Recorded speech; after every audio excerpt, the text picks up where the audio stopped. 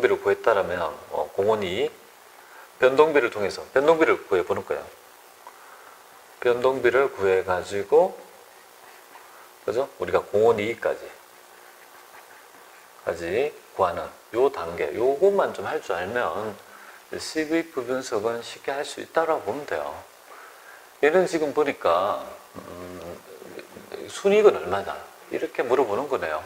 그리고 제시하는 자료 매출액이 있고 손익분기점 매출액이 있다 이죠. 공원이익. 그런데 여기에 보면 결국은 P에서 변동비를 빼면요 공원이익이 될 거고 공원이익에서 고정비를 빼면 결국 영업이익이 되는 거 아니에요. 그죠? 지금 현재 X이익을 물어보는 거잖아요. 그죠? 그럼 지금 여러분이 아셔야 될 부분은 뭐냐면 결국은 이 부분이 잘 모르신다면 이거부터 팔아야 돼요. 고정비부터 먼저 뽑아낼 수 있어야 돼요. 고정비만 뽑아내면 공원이익 구해가지고 우리 영업이익을 구할 수 있다는 결론이 나오잖아요. 그죠? 고정비부터 먼저 한번 구해볼까요? 첫 번째 1순위 고정비부터 먼저 구해볼게요. 고정비 어떻게 구하는지 볼게요. 고정비를 어떻게 구하냐면 여기 보니까 손익분기점 매출이 있잖아요. 그죠? 그러니까 요걸 이용하는 거예요. 손익분기점 매출 S를 가지고 뭡니까? 이거는 공원이익률에서 뭡니까? 단위당 공원이익에서 고정비를 빼는 거니까 결국은 요거 해보면 손익분기점 매출은 35만 원이 되겠습니다.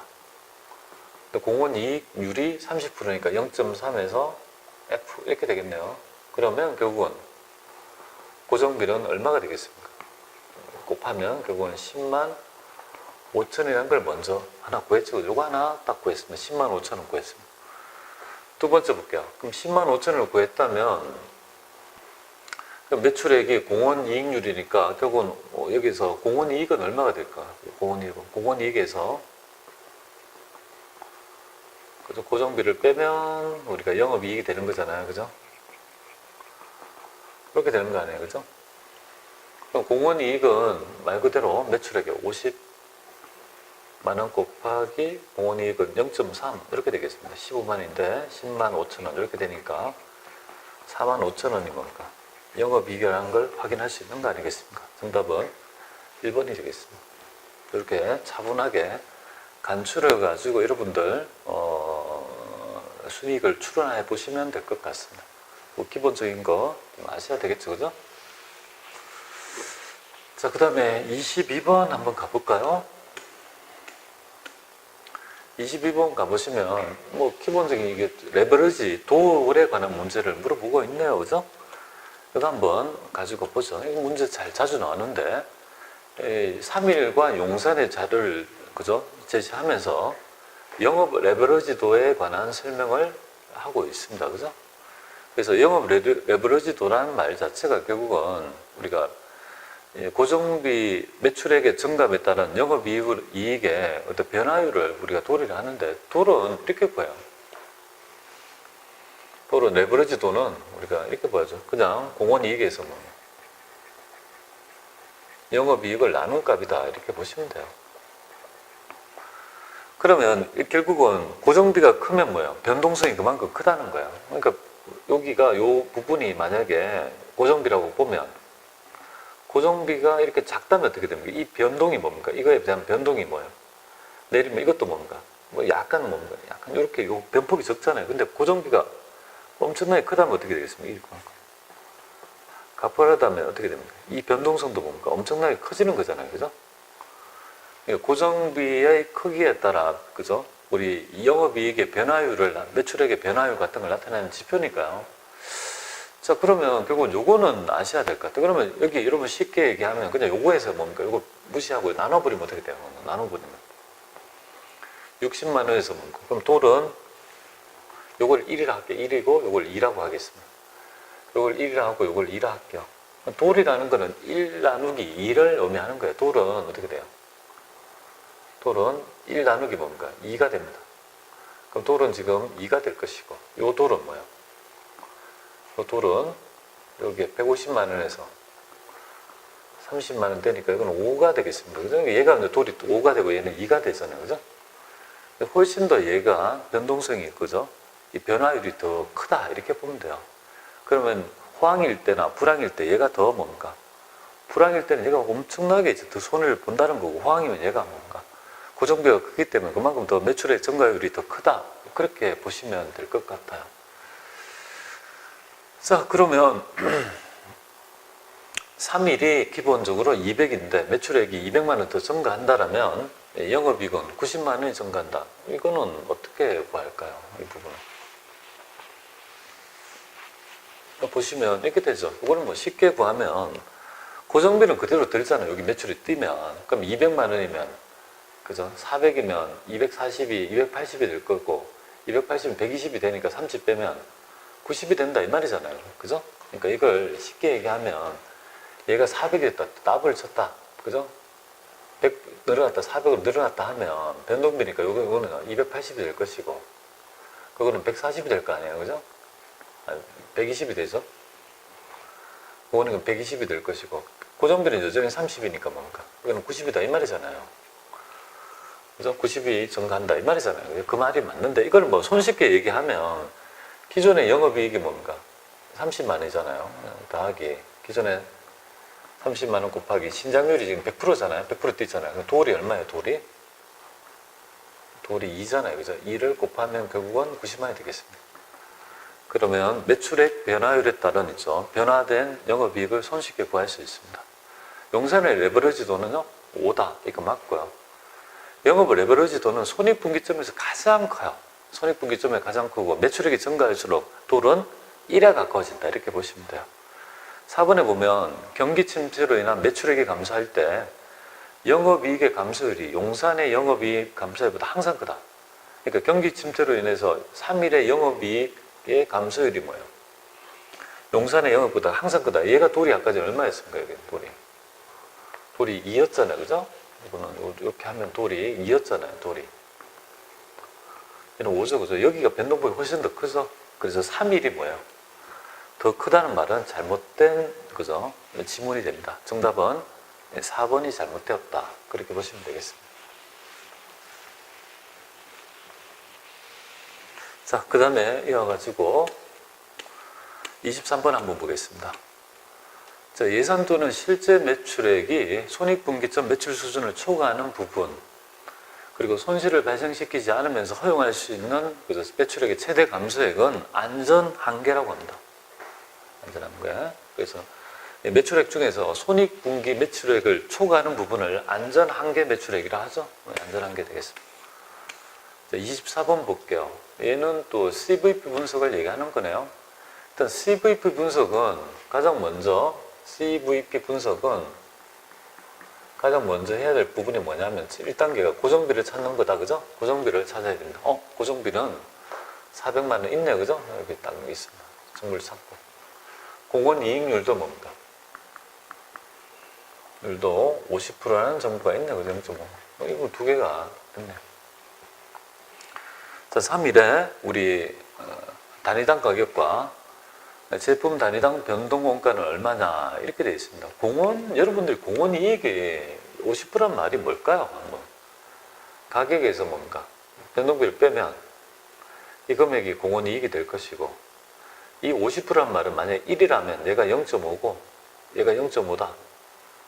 그죠? 이게 차지는 이렇게 하면 말고 이렇게 하죠. 만약에 얘가 100원이라 가정할까요? 100원이라 가정하면 얘가 50원이라 하면 얘도 50원이다 이거죠. 얘하고 차지하는 비율이 어떻게 되는 거예요? 얘가 1이라면 변동 비율은 50%, 얘도 50%, 뭐 이렇다는 거 아니겠습니까? 그럼 요거랑, 그죠? 변동 원가하고 요 부분이 뭐예요? 항상 반이 돼야 되죠. 그럼 여기서 반이 되는 건 뭐예요? 이거밖에 없잖아요. 그죠? 다른 거는 전부 다 반이 되지 않잖아요. 사실은. 그러니까 말이 안 돼. 이건 금방 알 수 있는 부분이 될 것 같습니다. 그죠? 그래서 3일에 제품 단위당 원가는 얼마냐 했을 때 그렇게 되네요. 그죠? 자, 그러면 우리 그냥 FM대로 그러면 이렇게 하지 않고 FM대로 풀어본다고 했을 때 이렇게 한번 보도록 하겠습니다. 우리가 풀세트로 보면 이건 간편법이잖아요. 그죠? 근데 우리가 결국은 기본적으로 PQ에서 뭡니까? VQ를 빼면 이거는 고정비가 될 것이고, 고정비는 이렇게 되겠죠. 그죠? 그럼 Q를 빼가지고 P에서 B를 빼면 고정비가 되겠죠. 그죠? 고정비에서 OI 이렇게 되겠습니다. 지금 Q가 뭐냐면 제품을 10,000개 판매했을 때 만개라고 해보겠습니다. 여기 만개. 요 P에서 V, 요게 뭐예요? 바로, 여기, 그죠? 여기 여기 공원 이익이잖아요. 그죠? 공원 이익이잖아요. 근데 이제 공원 이익하고 지금 50%니까 뭐예요? 공원 이익이랑 뭐가 같은 거예요? 변동비하고 지금 똑같은 거잖아요. 50%니까. 그죠? 이건 곧, 지금 50%란 말은 똑같은 거잖아요. 그죠? 그럼 여기에서 제시하고 있는 고정비는 얼마냐 하면, 고정비를 400만 원. 이렇게 되죠? 400. 고정비 400 찾고, 세전 영업이익, 이익, 여기 200입니다. 그러면 400하고, 플러스 200만 원 이렇게 되잖아요. 그죠? 그러면 결국은 이 변동비, PV, 변동비는 뭐예요? 결국은 이렇게 빼게 되면 결국은 얼마가 되냐면 600원이 되겠습니다. 그죠? 변동비는 600원이란 말이고, 그러면 50%니까, 얘가 50%니까 1200원. 이렇게 이제 추론하는 거거든요. 근데 그렇게 할 이렇게 하면 복잡하잖아요. 그냥, 그죠? 50%란 말이 변동비하고 고정비의 비율이 똑같다는 거니까 50%반 나는 걸 이렇게 체크하시면 될 것 같습니다. 굳이 풀어본다라면 이렇게 푸는 거지. 자, 이거는 간편법으로 여러분들 보시면 될 것 같고요. 25번 보겠습니다. 우리 활동기준 원가에 관한 얘기를 하고 있죠. 그죠? 그래서 6월에 생산된 제품 300단위의 총 제조 간접비는 얼마냐 이렇게 되어 있습니다. 자, 그러면 우리 활동 한 단위 만들 때 활동에, 그죠?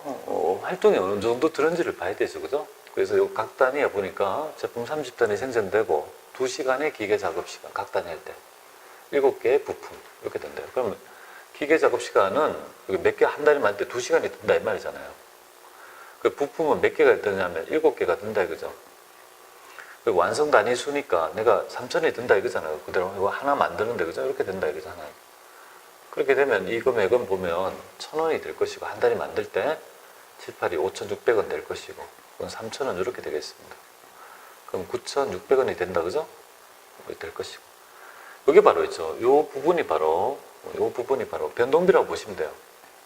변동비 아니라 가공비라고 보시면 되겠고, 그 다음에 보니까 완성품 단위당 직접 재료 원가가 6만 원이 들죠, 그죠? 그러면 단위당 6만 원이 드는 거죠, 6만 원이. 이게 이제 재료비가 되겠습니다.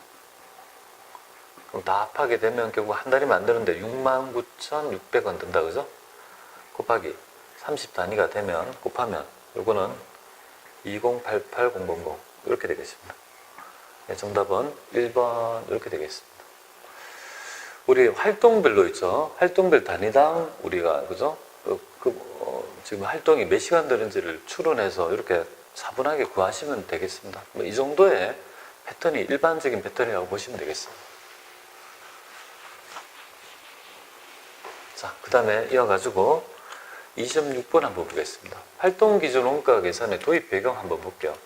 활동이 자원을 소비한다는 개념하에서 만들어진 ABC 활동기준 원가 계산은 이 간접비의 비중이 높아서 배분하기가 있죠.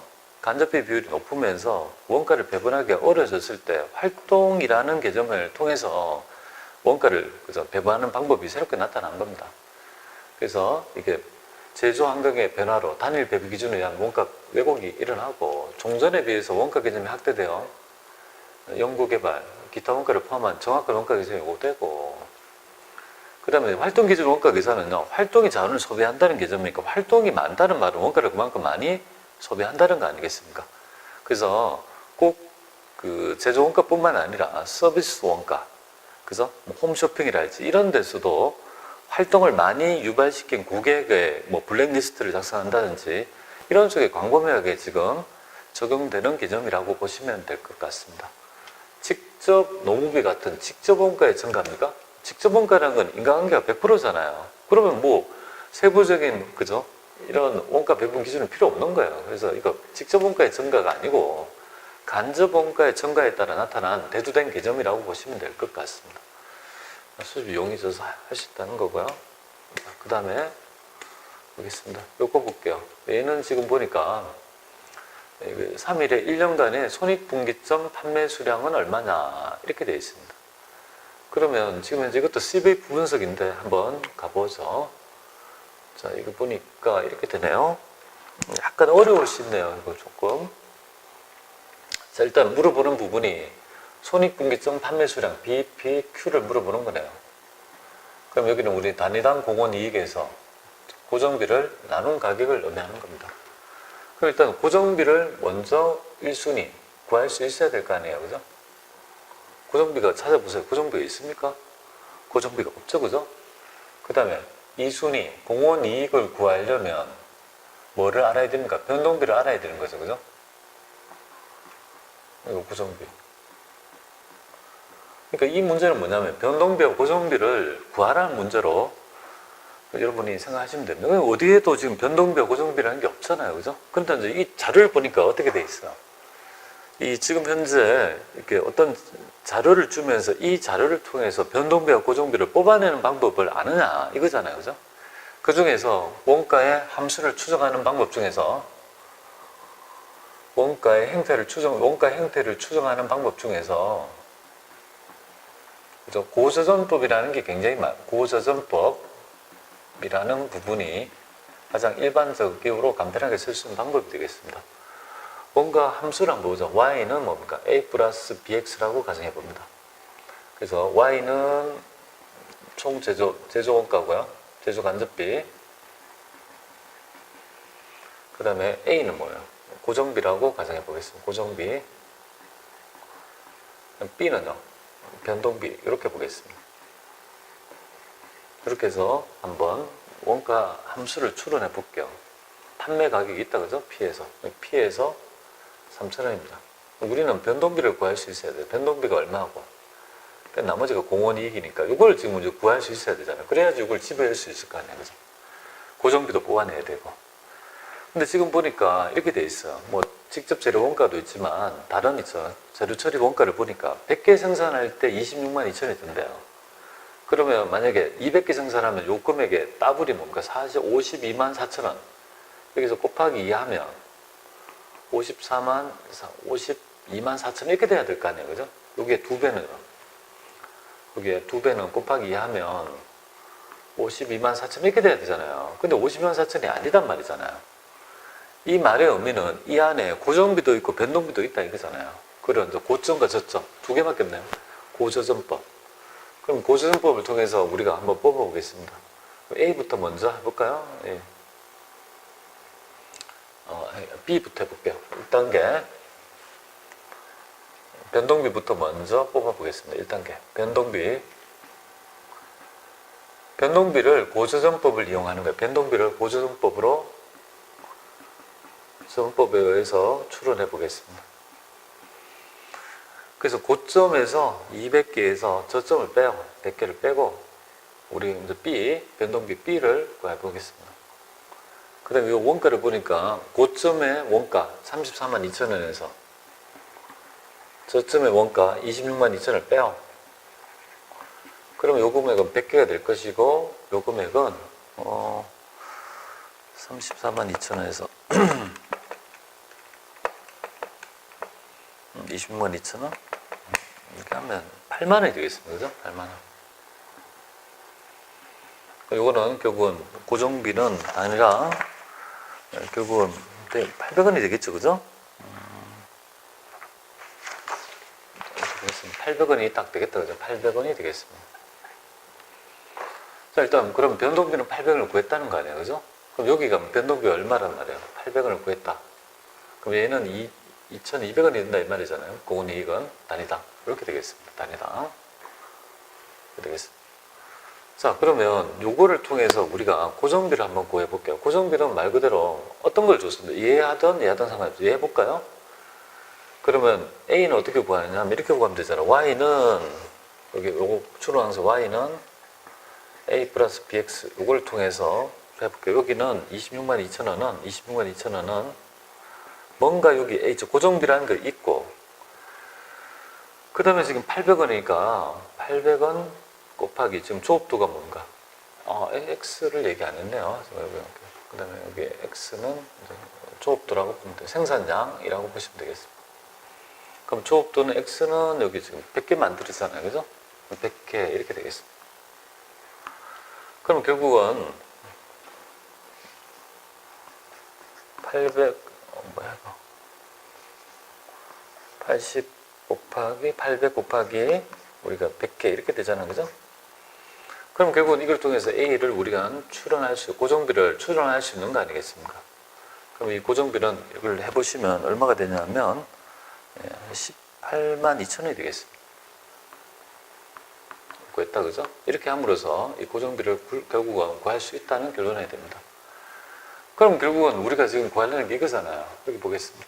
고정비는 이걸 통해서 18만 2천원을 구했고, 18만 2천원 구했고, 단위당 공원 이익은 2,200원이 되겠다, 그죠? 결국은 이걸 통해서 우리가 알 수 있는 부분은 얼마가 되냐면 180, 죄송합니다. 이거 잘못했구나. 제가 여기 고려를 이걸 안 했구나. 그러네요. 제가 잠깐 실수했네요. 여기 보시면 여기 있네요. 그죠? 이걸 이제 고려 안 했네요. 단위당 직접 재료비도 결국은 변동비 성격에 들어가지 않겠습니까? 1,200원을 대줘야겠네요. 그죠? 그럼 2,000원 이렇게 되겠네요. 그럼 단위당 공원 이익은 그럼 1,000원이 되겠네요. 그죠? 이거 약간 미스했네. 그럼 요거 부분은 1,000원이 된다는 거 아니에요. 그죠? 그럼 요거는 182단위가 뭡니까? 바로 손익분기, 그죠? 매출액이, 단위다. 손익분기 판매 수량이 됩니다. 답은 2번이 될 것 같습니다. 약간 좀 복잡할 수 있죠.